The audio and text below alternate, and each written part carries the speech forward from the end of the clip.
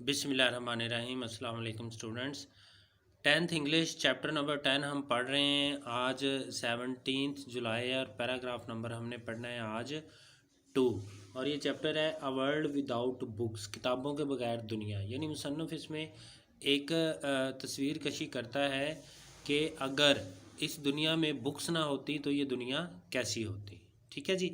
तो अब हमने पैराग्राफ नंबर आज 2 पढ़ना है। कल पैराग्राफ नंबर 1 हमने पढ़ा था। तो सबसे पहले डिफ़िकल्ट वर्ड्स देखते हैं। पहला वर्ड है फ्रीक्वेंटली। फ्रीक्वेंटली का मतलब होता है अक्सर, बहुत ज़्यादा। फ्रीक्वेंटली अक्सर या बहुत ज़्यादा। absurd बेहुदा फजूल। absurd बेहुदा फजूल, अहमकाना। डिप्रेसिंग मायूस कुन। डिप्रेसिंग मायूस कुन। सिग्नल इशारा करना। सिग्नल अगर नाउन हो तो इसका मतलब इशारा, ये वर्ब है। सिग्नल इशारा करना। लेटेस्ट जदीद तरीन। लेटेस्ट जदीद तरीन। डिमाइस मौत ख़ात्मा। डिमाइस मौत ख़ात्मा। डेकेड दहाई 10 साल अशरा। डेकेड 10 साल को कहते हैं, दहाई भी कहते हैं, अशरा भी कहते हैं इसको। रिप्लेस की जगह लेना। रिप्लेस करना किसी चीज़ को, उसकी जगह ले लेना। परसिस्ट कायम रहना, बरकरार रहना। परसिस्ट कायम रहना, बरकरार रहना। फियर खौफ डर। फियर खौफ डर। निगेट नफ़ी करना। निगेट का मतलब नफ़ी करना। नोशन नज़रिया ख़याल। नोशन नज़रिया ख़याल। डेल्व छानबीन करना। डेल्व छानबीन करना। कॉम्प्लेक्सिटीज़ पेचीदगियाँ। कॉम्प्लेक्सिटीज़ पेचीदगियाँ, पेचीदगियाँ। ठीक है। ये वर्ड्स थे डिफ़िकल्ट। ट्रांसलेशन पढ़ते हैं अब। ये बच्चों 16 डेट लगी हुई है यहाँ। हमने कल यहाँ तक रीडिंग की थी। आज हम पैराग्राफ नंबर 2 पढ़ेंगे। There is a frequently asked question. Frequently अक्सर आस्क्ड क्वेश्चन पूछा जाने वाला सवाल है। एक अक्सर पूछा जाने वाला सवाल है। What would the world be like, कि ये दुनिया कैसी होगी विदाउट बुक्स, किताबों के बगैर। यानी अक्सर एक पूछा जाने वाला सवाल ये है कि ये दुनिया किताबों के बगैर कैसी होगी। या इस तरह कह सकते हैं कि ये सवाल अक्सर पूछा जाता है कि किताबों के बगैर ये दुनिया कैसी होगी। द वेरी क्वेश्चन, ये सवाल ही, द वेरी क्वेश्चन, ये सवाल ही इज़ absurd, अहमकाना एंड डिप्रेसिंग और मायूस कुन है।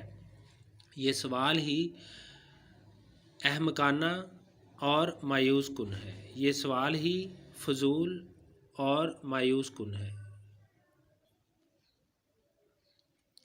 इट इज़ ऑलवेज सेड, ये हमेशा कहा जाता है। इट इज़ ऑलवेज सेड, ये हमेशा कहा जाता है। दैट द लेटेस्ट टेक्नोलॉजी, के जदीद तरीन टेक्नोलॉजी। लेटेस्ट का मतलब जदीद तरीन। ये हमेशा कहा जाता है कि जदीद तरीन टेक्नोलॉजी सिग्नल्स इशारा देती है the demise of the book, किताब के ख़ात्मे का। ये हमेशा कहा जाता है कि जदीद तरीन टेक्नोलॉजी किताब की मौत का इशारा है या किताब के ख़ात्मे का इशारा है। क्या मतलब है इसका? यानी ये समझा जाता है कि जो जदीद टेक्नोलॉजी है, जैसे इंटरनेट है, मोबाइल फ़ोन है, टेलीविज़न है, रेडियो है, ये सारी चीज़ें जो है ये किताब के ख़ात्मे का इशारा है। यानी इससे लोग किताब पढ़ना छोड़ देंगे। लोग अपनी बाकी सारी की जो एंटरटेनमेंट है या जो इन्फॉर्मेशन है वो सारी इंटरनेट से ले लेंगे। तो इस तरह से किताब का ख़ात्मा हो जाएगा। डेकेड गो, कई दहाइयाँ पहले। डेकेड गो, कई दहाइयाँ पहले। इट वाज थॉट, ये समझा जाता था। That the radio would replace books, के रेडियो किताबों को रिप्लेस कर लेगा, यानी रेडियो किताबों की जगह ले लेगा। डेकेड्स गो, कई दहाइयाँ पहले। इट वाज थॉट, ये समझा जाता था। That the radio would replace books, के रेडियो किताबों की जगह ले लेगा। ठीक है, यानी जब रेडियो आया था कई दहाइयाँ पहले, तो तब भी ये ख्याल था लोगों का कि रेडियो किताबों की जगह ले लेगा, यानी लोग अब किताबें पढ़ना छोड़ देंगे। दिस फियर, ये खौफ, हैज़ परसिस्टेड, बरकरार रहा through out with the invention of television and internet और टीवी की ईजाद के साथ भी। ये खौफ टीवी और इंटरनेट की ईजाद के साथ भी बरकरार रहा या कायम रहा।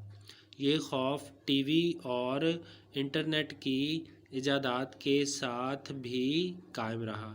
बट, लेकिन, सीन्स, मनाजर, like that of Cantonese man, उस चीनी आदमी के, रीडिंग द बुक, किताब पढ़ने के, लेकिन उस चीनी आदमी के किताब पढ़ने जैसे मनाजर निगेट, नफ़ी करते हैं, द नोशन, इस ख्याल की, दैट मॉडर्न एडवांसेस, के जो जदीद ईजादात हैं, पोज अ थ्रेट, वो एक ख़तरा है, टू रीडिंग के लिए, मुताले के लिए। लेकिन कैंटोनीज आदमी के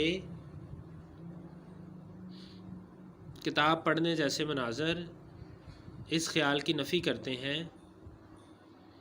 कि जदीद ईजादात मुताले के लिए एक ख़तरा है।